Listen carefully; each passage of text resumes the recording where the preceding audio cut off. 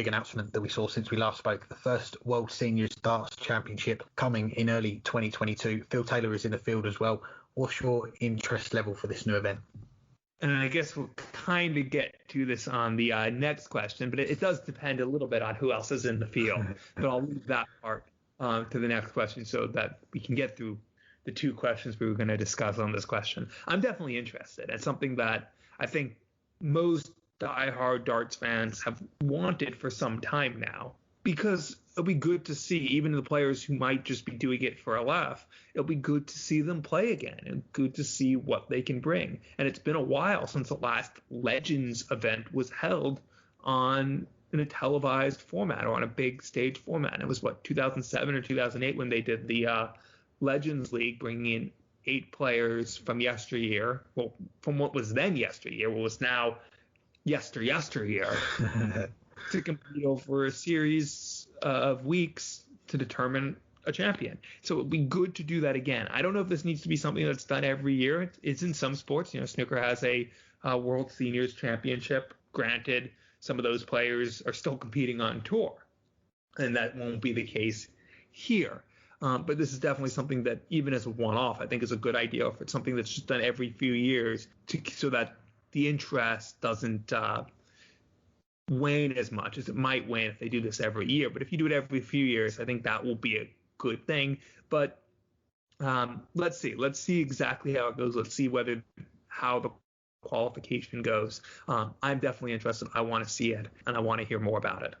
I'm interested too. Just going off the reaction that we saw when the announcement came out, it was a couple of weekends ago now since our last show, and the announcement came out, this World Seniors Championship. Phil Taylor was the big marquee name that got announced along with it. And I guess with all these things, really, if you're putting a seniors event together or an event of some sort, the first thing you've got to do is you've got to get the big names signed in, because once you get the big names, that attracts the interest of the darts fans or whoever the fans are.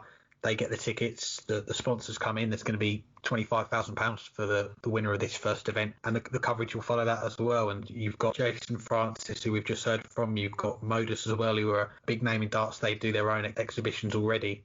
Chatting to Jason and what he's done with the snooker as well, he started off with just some exhibition nights, and then it turned into a seniors tour for the seniors player. And you've got to say it's flourishing. You've got their version of the World Championship, the seniors event, which is held at the Crucible, which is staged in the professional World Championship, and it's on the BBC iPlayer on the website, so it's got a lot of coverage for it, and we'd love to see something like that for darts, I think. And you mentioned the League of Legends. 2008 was on Setanta Sports, if any of our UK listeners remember that channel. It didn't last very long, but it was 7 nights. They mirrored it on the Premier League. They all played each other once, then they went to the finals night. Bob Anderson beating Keith Deller in the final with a 91 average. If you listen to our Darts Legends episode that we did with Bob last year, we spoke about that event, and he said that he basically had to give up his playing for the PDC tour to go and play in this League of Legends event, and he went on and won the title. I don't think he'd have thought back then it'd be another 13 years before they see an event like this again. But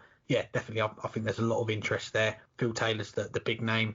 Getting him on board is a big thing. He's been retired now from the professional game for 3 and a bit years, but there's still, whenever his name comes up, people listen and people want to know what he's up to. And I think there'll be lots of people that want to go and watch this event. And fingers crossed, we are still in a world with the virus going around, but I think they've penciled it in for February 2022. Fingers crossed when we get there, we'll have the crowds back and the virus won't be as an issue as it is right now, and we'll be full steam ahead with this.